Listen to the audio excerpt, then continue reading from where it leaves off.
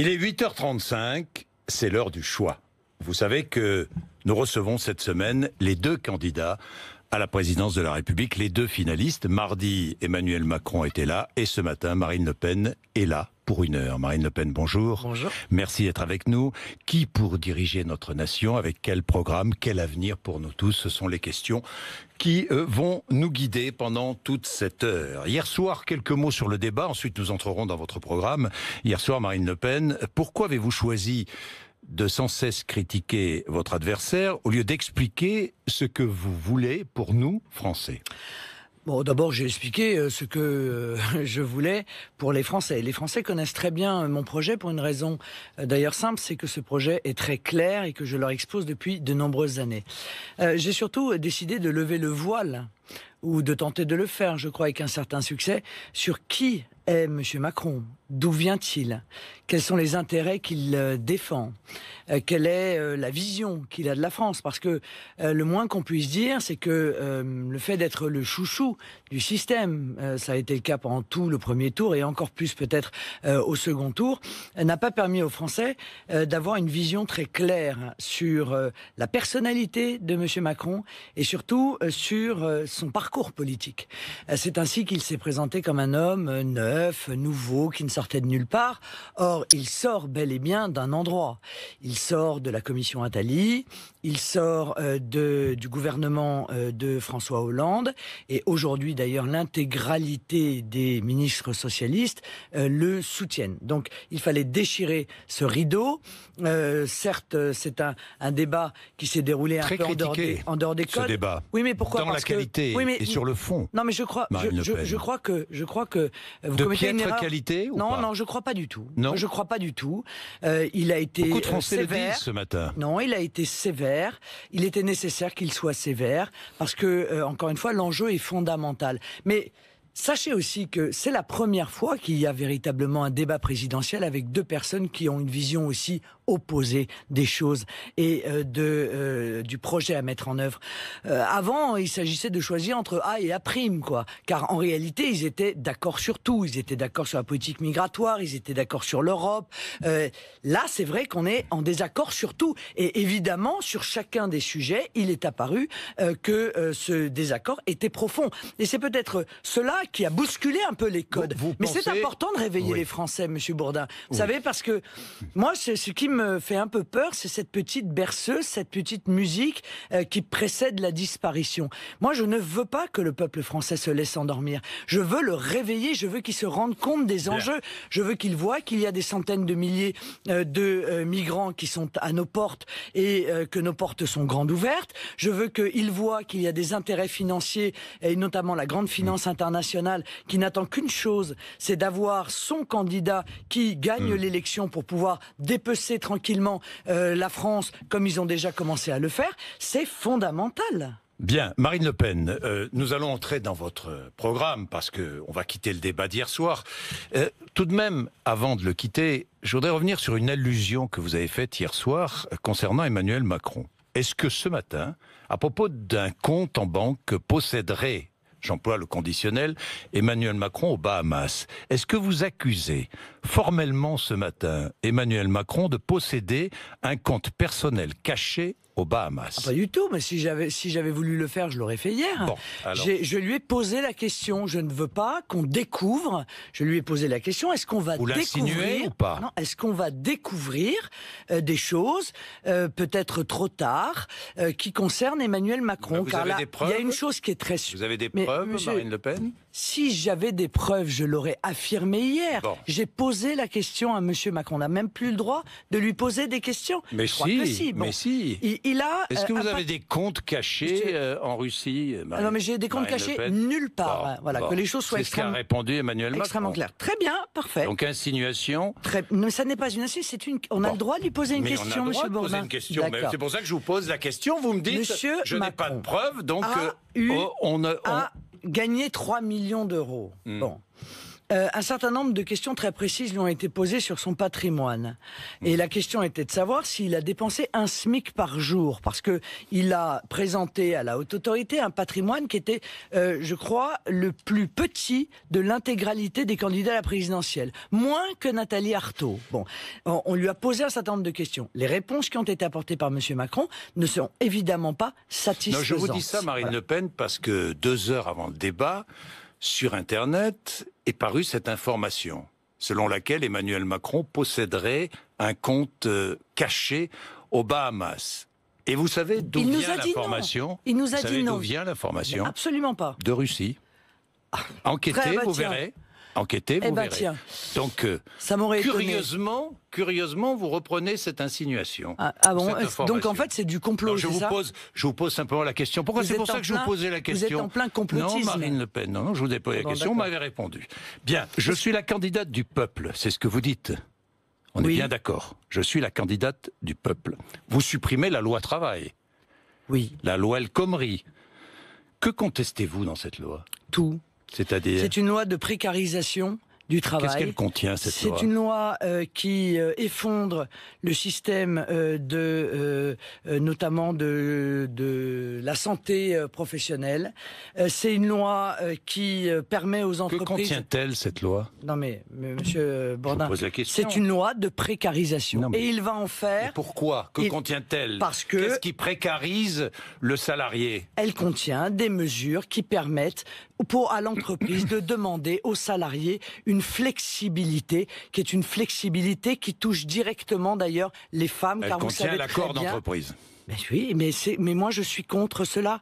Pourquoi? Parce que encore une fois, ces accords vont toucher ceux qui peuvent le moins s'en défendre. Et ça n'est pas admissible.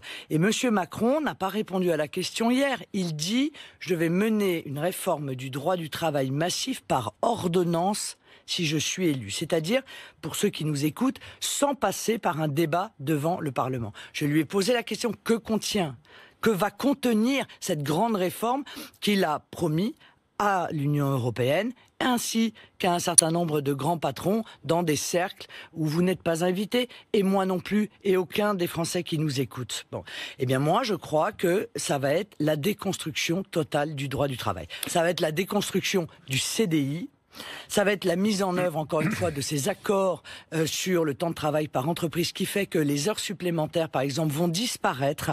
Donc il n'y aura plus le débat de la défiscalisation que je souhaite des heures supplémentaires, puisqu'il n'y aura plus d'heures supplémentaires. Et surtout, il va y avoir cette concurrence effrayante entre entreprises dans la même branche, qui fait que, évidemment, c'est l'entreprise la plus grosse, celle qui a les plus gros moyens, qui va permettre d'imposer en quelque sorte le rythme. Le rythme que ne pourront pas suivre les petites entreprises. La loi El Khomri contient référendum pour approuver ou pas un accord d'entreprise, des congés payés un peu plus faciles à prendre, la mise en place du compte personnel d'activité, que vous voulez un peu changer, mais vous reprenez l'esprit du compte personnel d'activité.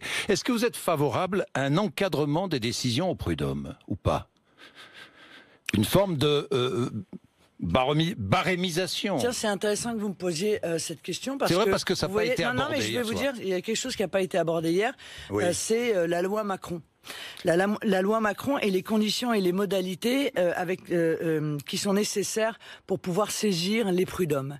Et cette loi Macron qui a considérablement renforcé les critères et complexifié le recours aux prud'hommes pour les salariés a entraîné une baisse massive des saisines des prud'hommes. Car aujourd'hui, à cause de cette loi Macron, eh bien les salariés n'ont plus les moyens à titre individuel de répondre à ces critères et donc ils ont saisi. Un encadrement? Je ne suis pas favorable parce que l'encadrement qui avait été envisagé, M. Bourdin, était un encadrement qui visait... Les artisans et les patrons de PME souhaitent cela. Attendez. Qui visait... C'est déjà encadré. Enfin, je veux dire, il y a déjà des barèmes. Mais là, ça visait à encadrer... Un plafond d'indemnité accordé par les prud'hommes, vous êtes favorable ou pas? Non, parce que on visait là la faute lourde, grave de l'employeur. Or ça, je suis désolé, mais lorsqu'il y a une faute grave, un salarié doit pouvoir venir réclamer au prud'homme l'indemnisation de son préjudice. Donc ça voudrait dire que même si l'employeur commet une faute absolument terrible à l'égard de son employé, eh bien, le préjudice serait limité. C'est d'ailleurs tout à fait contraire à notre état de droit, au cadre du droit civil. Donc non, je me suis exprimé en disant que j'étais en désaccord avec cela, mais encore une fois, j'attire l'attention de ceux qui nous écoutent, parce que la loi Macron, elle a eu aujourd'hui des conséquences massives sur l'incapacité pour un certain nombre de salariés de pouvoir saisir les prud'hommes. Bien, Marine Le Pen, je voudrais quelques précisions aussi sur votre programme. Vous avez annoncé toutes les mesures que vous vouliez prendre. Hier, on a un peu parlé du financement, mais pas suffisamment. Il y a eu entre vous deux un va-et-vient qui était assez difficile à suivre pour les téléspectateurs, je dois le dire, sur le financement de votre programme. Alors comment faites-vous pour financer votre programme ? Comment faites-vous ? Vous savez, tout est sur Internet. C'est pas le cas pour M. Macron. Très honnêtement, moi j'ai entendu beaucoup de propositions. Moi je voudrais vous entendre, vous. Non, mais je vous le dis. Moque. Oui, mais enfin, nous sommes deux dans ce second tour. D'accord, mais moi je veux savoir comment vous financez. Donc moi, clairement, j'ai indiqué l'intégralité des mesures d'économie que je voulais mettre en œuvre et des recettes nouvelles. Il y a donc des économies, notamment sur la santé, non pas sur les remboursements des médicaments, non pas sur l'offre de soins, mais sur des économies de gestion, sur le virage ambulatoire qu'il faut prendre, sur les médicaments génériques, sur la vente à l'unité. Il y a la contribution nette que nous versons chaque année à l'Union européenne, qui est de 9 milliards. 9 milliards, 6, 4, ça dépend des experts. Hein.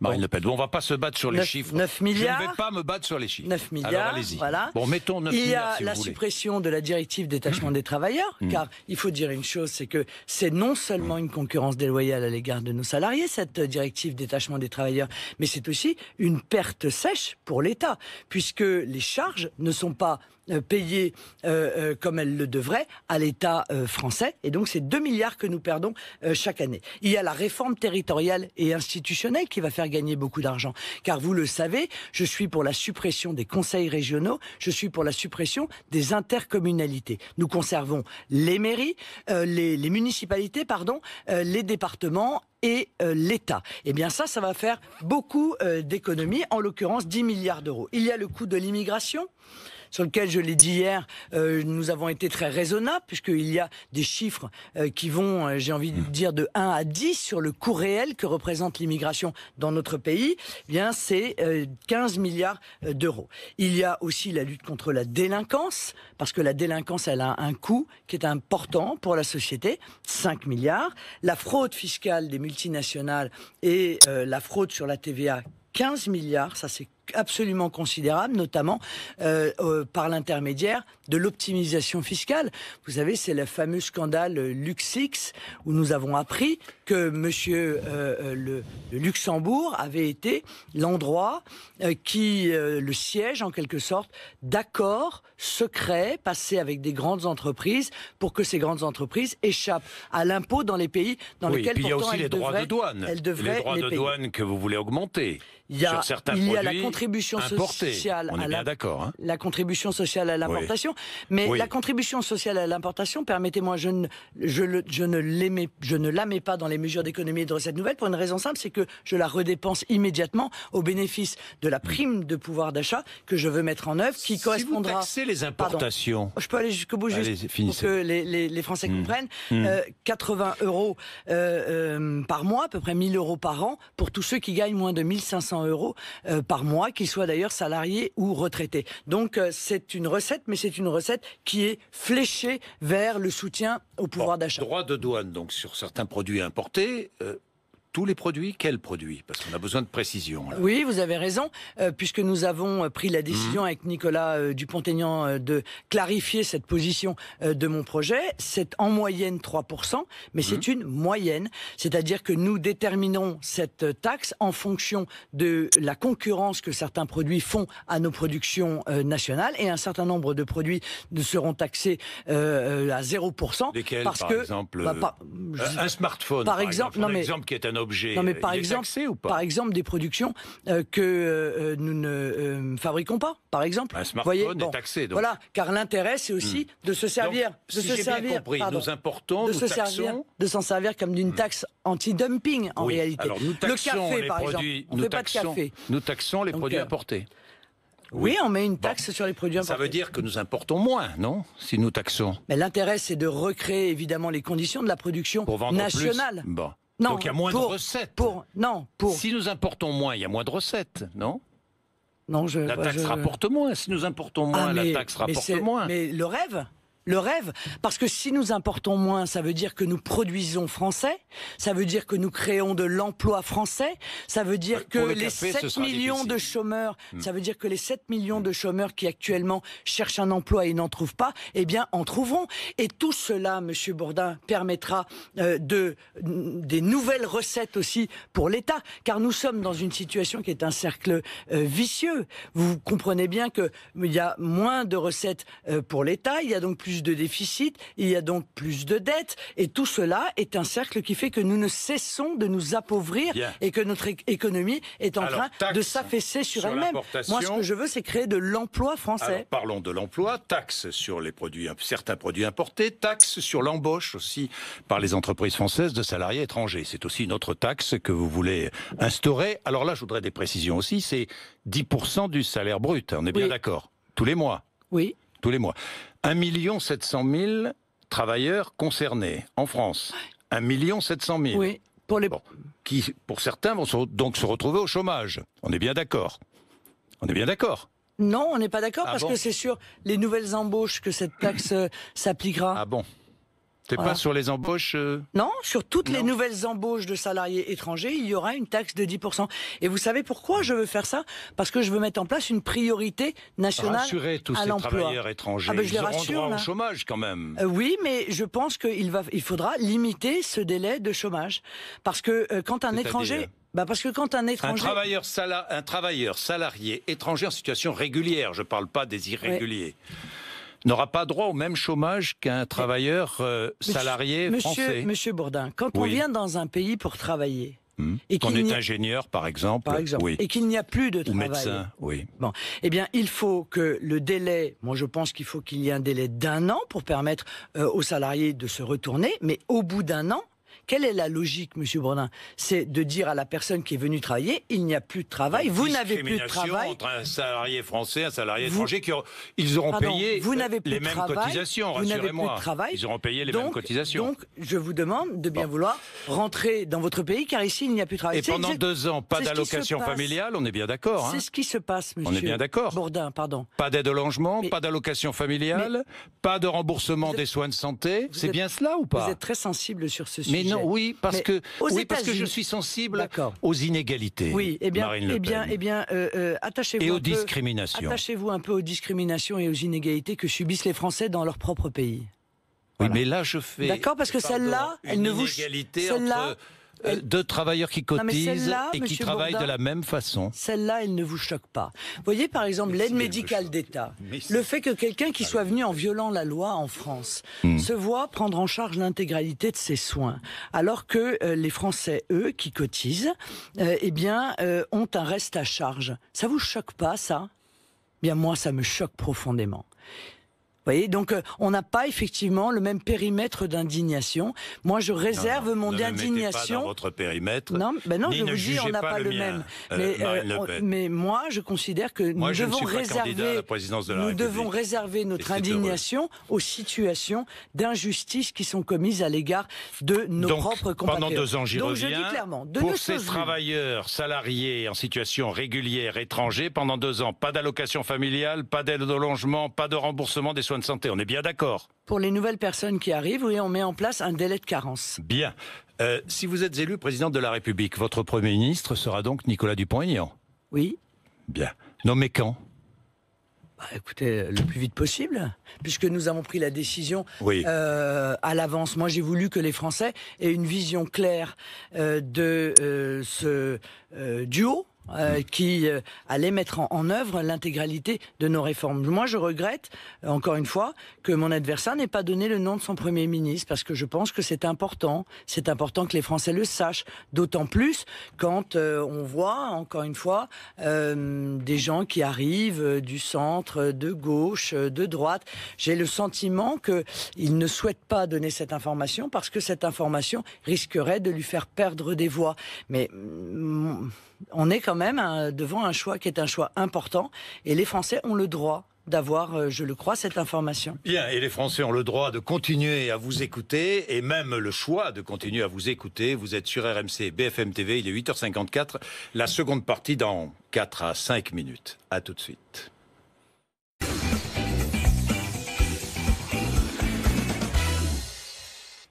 Marine Le Pen est notre invitée ce matin. Donc si vous êtes élu présidente de la République, votre Premier ministre sera Nicolas Dupont-Aignan. On est bien d'accord? Oui.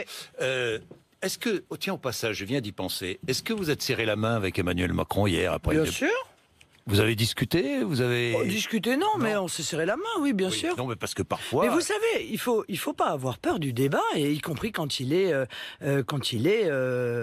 parfois même féroce, c'est utile. Le choix qui se fait n'est pas un choix pour 5 ans, c'est un choix pour bien plus longtemps, Monsieur Bourdin. Donc il est utile de se dire des vérités, et encore une fois de montrer aux Français quelles seront les conséquences du choix qu'ils vont faire. Il faut pas avoir peur de cela.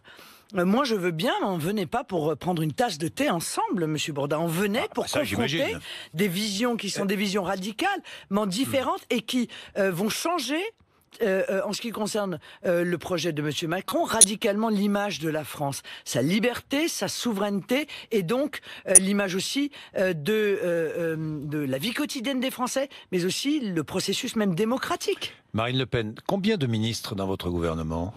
Quinzaine, je pense pas plus. Quinzaine. Parité homme-femme? Pas obligatoirement, non. Pourquoi? Mais parce que je considère que l'importance... Pas très favorable à la parité homme-femme. C'est pas ça, c'est que je pense qu'il faut choisir les ministres en fonction de leurs compétences et que le sexe importe peu. Le sexe importe peu, la religion importe peu, l'origine importe peu. Vous voyez, moi c'est ma vision. Voilà, je n'ai pas... musulman, ça ne vous choquerait pas? Non, mais moi c'est ma vision à moi. Ça vous choquerait ou pas? Non, mais ça ne me choque pas. Encore une fois, ça ne m'intéresse pas. Ce qui m'intéresse, c'est de savoir si ces ministres sont compétents et surtout s'ils sont patriotes. C'est-à-dire s'ils sont prêts à faire passer l'intérêt supérieur du pays avant les pressions qu'ils subissent, car les pressions existent sur les ministres. L'égalité homme-femme, est-ce que vous abrogez la loi du 4 août 2014? Non, pourquoi je l'abrogerais? Non, mais comme ça, je vous pose la question. Jean-Luc Mélenchon, lui, veut imposer les mêmes salaires dans les entreprises, à travail égal, même poste, les mêmes salaires entre un homme et une femme. C'est une bonne idée ou pas? L'égalité, ça s'appelle l'égalité salariale entre les hommes et les femmes. Mais moi, ce que je veux, j'ai bien vu d'ailleurs que mon adversaire veut faire des testings grandeur nature dans toutes les entreprises. Les pauvres entreprises qui déjà subissent des difficultés vont subir maintenant des testings genre SOS racisme. Bon, très bien, parfait. C'est une vision. Moi, c'est pas la mienne. Il y a des syndicats dans notre pays. Il y a un dialogue social. C'est évidemment le rôle des syndicats dans chaque entreprise de pouvoir déterminer s'il y a ce respect qui est fondamental de l'égalité entre les hommes et les femmes concernant le salaire. Ça me paraît évident. Avec quelle majorité gouvernerez-vous si vous êtes élu, Marine Le Pen? Mais avec la majorité que les Français m'accorderont. C'est certain, oui. Mais oui, non, mais d'accord. Mais moi, je pense encore une fois que les Français sont cohérents et logiques. S'ils veulent retrouver leur souveraineté, leur indépendance, s'ils veulent arrêter l'immigration, s'ils veulent qu'ils soient en même temps les sujets majeurs de la politique qui sera menée en France, eh bien, ils vont m'élire à la tête de l'État. Et ils éliront les députés qui me permettront de mettre en œuvre cette politique. Voilà, un nouveau parti, elle est là, la réalité. Une majorité présidentielle avec un nouveau parti ou pas? Mais ça, c'est de la cuisine, Monsieur Bourdin. Ça n'a pas beaucoup d'importance. Vous êtes élu président de la République, vous n'obtenez pas de majorité à l'Assemblée. Vous voyez, l'accord que j'ai passé avec Monsieur Dupont-Aignan, ça n'est pas un accord de fusion. Monsieur Dupont-Aignan, avec Debout la France, mène le combat, participera à cette majorité présidentielle. Le Front National participera à cette majorité présidentielle. Et peut-être y aura-t-il, et j'en suis convaincu, d'autres élus qui viendront, après le second tour, en cas de victoire, participer à cette majorité présidentielle. Marine Le Pen, si vous n'obtenez pas de majorité à l'Assemblée nationale, est-ce que vous accepterez la cohabitation? Oui, j'ai entendu dire autre chose, mais oui, bien sûr. Pas de dissolution de l'Assemblée nationale? Oui, parce que d'autres ont dit autrement, même autour de vous, non? Enfin oui, il y a une personne qui a évoqué cela. Donc il n'y en aura pas, que les choses soient claires. Non. On oublie, on est bien d'accord. Bien, vous êtes présidente de la République, vous êtes élue présidente de la République. Quelle est votre première rencontre?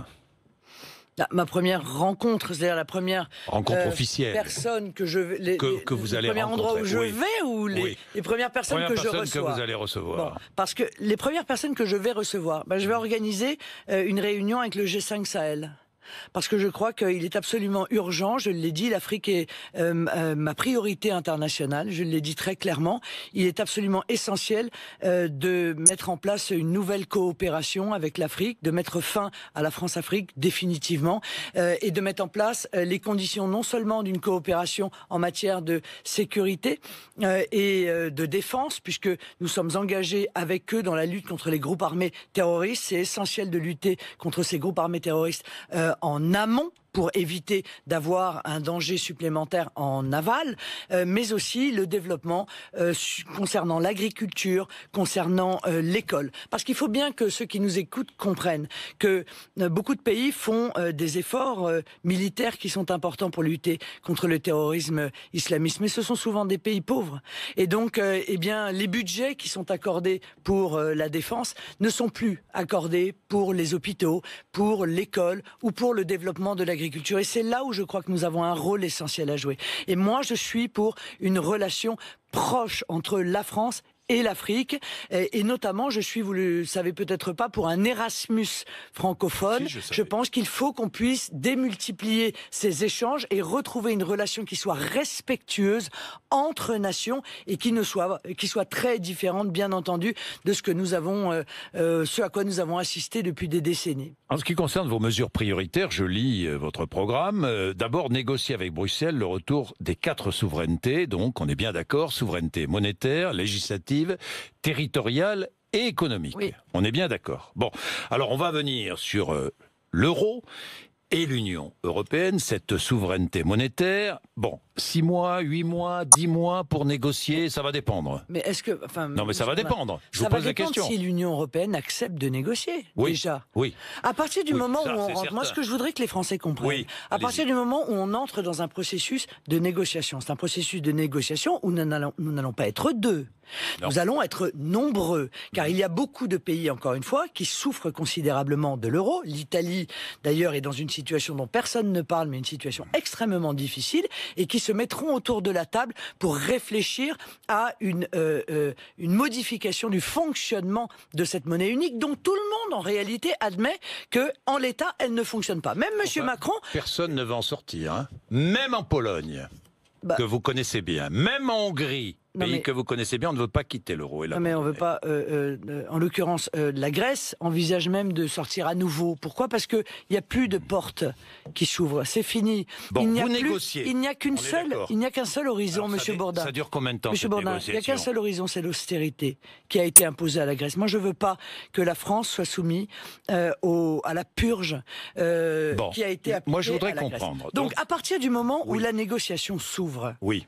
On va pas dire, bon, les enfants... on est d'accord, ça dure. Eh bien, il faut qu'on aille au bout de cette négociation. Et l'objectif, c'est quoi ? L'objectif, c'est précisément d'arriver à obtenir que les Français puissent à nouveau bénéficier d'une monnaie nationale, que ce soit une monnaie qui soit adaptée l'objectif, c'est de quitter l'euro pour les Français, à notre économie, et retrouver une monnaie nationale. Retrouver une monnaie nationale qui s'adapte à notre économie et qui permet... Donc nous paierons notre baguette dans un an, si vous êtes élu président de la République, comme le dit Florian Philippot, avec des francs. Je l'espère. Qu'est-ce que je l'espère ? Et les Français, d'ailleurs, je tiens à le dire, parce que là aussi, il y a un projet peur qui leur explique non, une baguette, 1 franc, 1 euro vaudra 1 franc. S'ils touchent 1 500 euros, ils toucheront 1 500 francs. Ils ne verront pas de différence. Qui verra la différence ? Ce sont les entreprises qui auront une monnaie... Le passage du franc à l'euro... Le passage du franc à l'euro sera beaucoup plus facile. Je vous signale, le passage de l'euro au nouveau franc sera beaucoup plus simple que n'a été le passage du franc à l'euro. Le passage du franc à l'euro, ça a donné quoi ?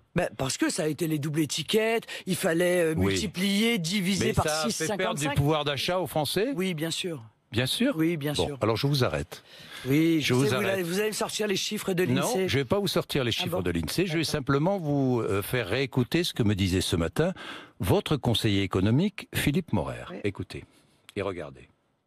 Quand l'euro bouge, votre monnaie bouge à la baisse ou à la hausse par rapport aux autres monnaies, ça fait pas bouger votre épargne, ça fait pas bouger votre pouvoir d'achat. Vous le savez parce que vous l'avez vécu, comme tous les auditeurs, dans leur vie quotidienne. Qu'est-ce que j'ai vécu dans ma vie quotidienne? Eh bien, que votre pouvoir d'achat n'a pas changé quand la valeur de votre Donc, monnaie quand on est nationale passé a bougé. Donc le pouvoir d'achat, ce qu'a dit M. Morer ce matin, non, je ne mélange pas. M. Morer nous a dit ce matin que notre pouvoir d'achat n'avait pas bougé lorsque nous sommes passés du franc à l'euro, et il ne bougera pas comme vous le dites, vous l'affirmez, en passant de l'euro au franc. Monsieur Bourdin, vous n'avez pas compris ce que M. Murer vous a dit. M. Murer vous a dit, M. Murer vous a dit que l'euro, dans les 3 dernières années, a baissé de 50%. Et que personne ne s'en est rendu compte. Ce qu'a dit M. Morer ce matin. Mais si, il dit exactement ça, je viens de l'écouter.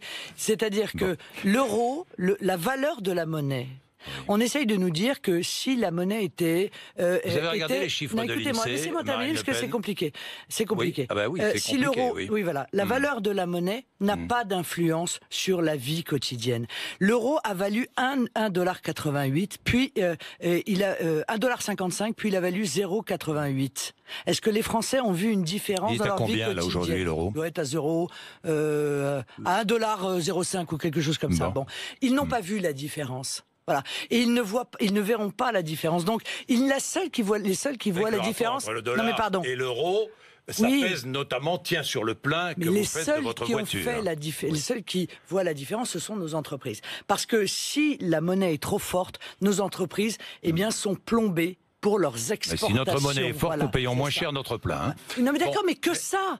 Sauf que non. Non mais si que ça. Sauf que M. Bourdin, la conséquence d'une monnaie forte, c'est la désindustrialisation massive auquel nous sommes confrontés. Je ne vais pas reprendre les chiffres de l'INSEE qui nous disent que depuis 1990, c'est pour ça que vous vous trompez. Mais non, je me trompe pas. Et vous vous trompez avec ce que je vous disais avant, à savoir que les Français tous se sont rendus compte que lorsqu'on est passé du franc à l'euro, évidemment, les prix ont été multipliés.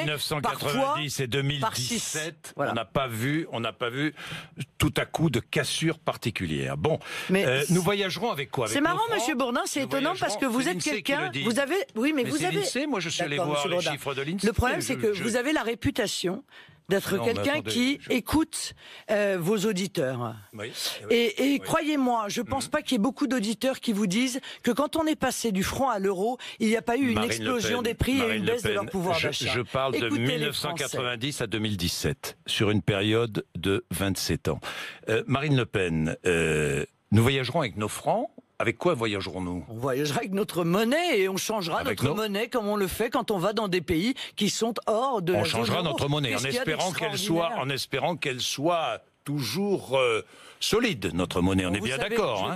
Parce que sinon, quand on va changer avec l'euro, on va perdre peut-être beaucoup d'argent. Tous les pays retrouveront leur monnaie nationale, monsieur. Mais qui vous dit ça? Parce que vous allez imposer la monnaie nationale à tous les pays qui nous entourent. Monsieur, si un pays comme la France retrouve sa monnaie nationale, tous les pays retrouveront leur monnaie nationale.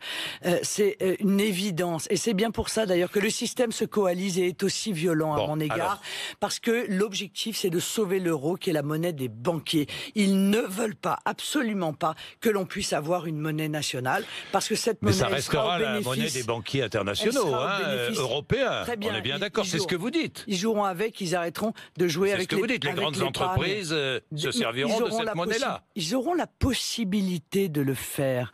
Moi, encore une fois, je veux être le plus souple possible, mais dans un objectif, protéger l'économie française, protéger les emplois des Français. Si les grandes entreprises veulent utiliser cette monnaie commune, si les États veulent utiliser entre eux cette monnaie commune, ils le feront. Moi, ce qui m'importe, c'est que les Français puissent retrouver de l'emploi, qu'on réindustrialise notre pays, qu'on puisse à nouveau exporter. Et ça, je suis désolé de le dire, mais c'est la monnaie qui est le verrou. Parce qu'encore une fois, je le répète, pour obtenir de la compétitivité, il n'y a pas 50 solutions, Monsieur Bourdin. Soit baisser les salaires, est-ce que les Français sont prêts à le faire? Soit effondrer le système de protection sociale, est-ce que les Français sont prêts à le faire? Soit pouvoir avoir des marges de manœuvre avec la monnaie. Mais moi, je ne veux pas de casse sociale, je ne veux pas de déflation salariale, je ne veux pas cela pour mes compatriotes. Et je dis, reprenons le moyen le plus simple. Ni inflation, ni baisse de cette future monnaie nationale de valeur. Pour l'instant, pour épargner les épargnants. Les épargnants seront protégés par mon projet beaucoup plus qu'ils ne le sont aujourd'hui. On quitte l'Union européenne, évidemment. Mais l'Union européenne, on veut la changer. Moi, je veux créer une alliance européenne des nations libres. On quitte l'Union européenne telle qu'elle est aujourd'hui, on est bien d'accord. Sauf si elle accepte de changer, sauf si elle accepte de nous rendre Mais notre alors pourquoi est-ce que vous avez dit, si je ne sors pas de l'Union européenne, je ne peux pas mettre en œuvre 70% de mon programme? Mais tout simplement parce que si on n'obtient pas les résultats de la négociation que je veux lancer, on ne peut pas faire, par exemple, de patriotisme économique. On ne peut pas faire de protectionnisme intelligent, c'est-à-dire on ne peut pas protéger notre agriculture, on ne peut pas protéger notre industrie. Regardez, aujourd'hui, il y a quelques jours, la Cour de justice a condamné l'État français parce que l'État français avait suspendu des contrats de travailleurs détachés parce qu'il y avait une fraude qui était une fraude évidente et massive. Et la Cour de justice a dit, je vous interdis de requalifier ce contrat. Vous imaginez la pression qui existe sur nous? La clause Molière, qui a été votée dans un certain nombre de conseils régionaux qui impose de parler français sur les chantiers. Eh bien, elle a été interdite par l'Union européenne. Tout est interdit par l'Union européenne. Et l'Union européenne, non seulement ne nous protège pas, mais elle nous interdit de nous protéger. Et moi, je n'accepte pas que l'Union européenne m'interdise de me protéger. De la même manière, je ne supporte pas l'idée que l'Union européenne considère que nos frontières doivent être ouvertes à tous les vents. Or, elle a décidé qu'à partir de novembre prochain, les quelques pays qui avaient repris la maîtrise de leurs frontières confrontés aux flux migratoires massifs devraient à nouveau supprimer les contrôles à leurs frontières. On va vivre ça pendant combien de temps, Monsieur Bourdin? Donc contrôle aux frontières. On va puisqu'on parle de ce accepter de sujet, ne pas se protéger pendant combien de temps? Contrôle aux frontières. Si vous êtes élu présidente de la République, nous rétablissons des postes frontières. On est bien d'accord. Partout. Tout de suite. Sur toutes les routes, sur les autoroutes, les routes secondaires, partout. Des postes frontières, on est bien d'accord. Monsieur Bourdin, là où ça existait avant, enfin écoutez, aujourd'hui on nous dit, Monsieur Bourdin, aujourd'hui on nous dit, nous avons suspendu Schengen. Vous avez pris le train là pour aller en Belgique ou revenir de Belgique?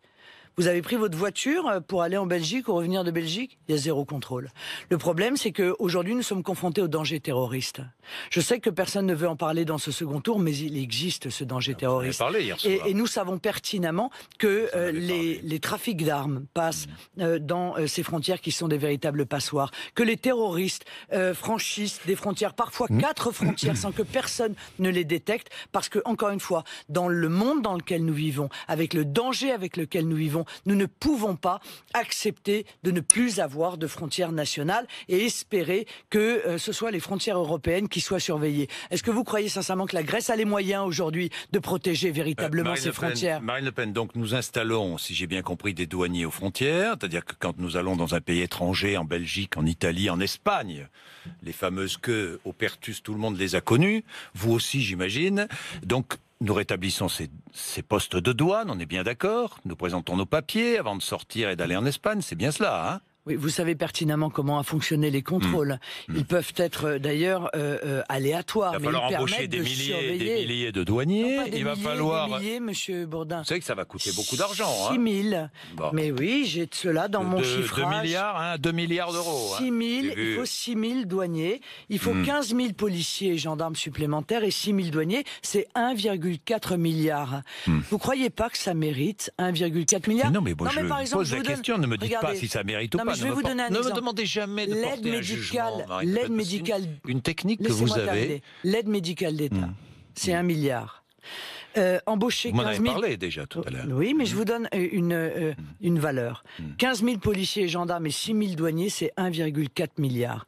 Eh bien moi, je fais ce choix. Je fais ce choix de supprimer l'AME et d'embaucher des policiers, des gendarmes et des douaniers pour mettre en protection le peuple français. Parce que ce sera ma responsabilité première comme présidente de la République si les Français me font cette confiance. C'est assurer leur sécurité et la sécurité de nos enfants. Alors, je n'ai pas envie que mes compatriotes vivent avec la peur au ventre. Je n'ai pas envie qu'on s'habitue au terrorisme comme M. Valls a réclamé que nous le fassions. Et je suis navrée, je suis extrêmement inquiète lorsque je vois que M. Macron n'a pas de programme de lutte contre le terrorisme, n'en avait pas le lendemain de l'attentat sur les Champs-Élysées et nous a expliqué benoîtement qu'il allait quand même pas inventer un programme de lutte contre le terrorisme dans la nuit, voilà. Bien, Marine Le Pen, le regroupement familial, je voulais venir sur ce sujet parce que je sais que beaucoup de nos auditeurs sont sensibles. au regroupement familial.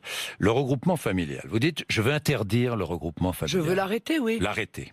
Quels sont, dans le monde, les pays qui interdisent, qui arrêtent le regroupement familial? Mais nous sommes dans une situation où j'ai réclamé, je vous pose la question, Non, mais Marine Le Pen. je ne sais pas dans quel pays Vous on ne savez pas. interdit le regroupement familial. Moi, je sais. Je peux vous dire que lorsque... Dans les pays du Golfe. Non. Ces pays que vous n'aimez pas beaucoup. Non. Ben, comment? Monsieur Bourdin. Non. Quand vous venez travailler aux États-Unis... Non. Quand vous Mais venez, oui. Quand vous venez travailler aux États-Unis, Oui. vous avez une carte qui vous autorise à travailler.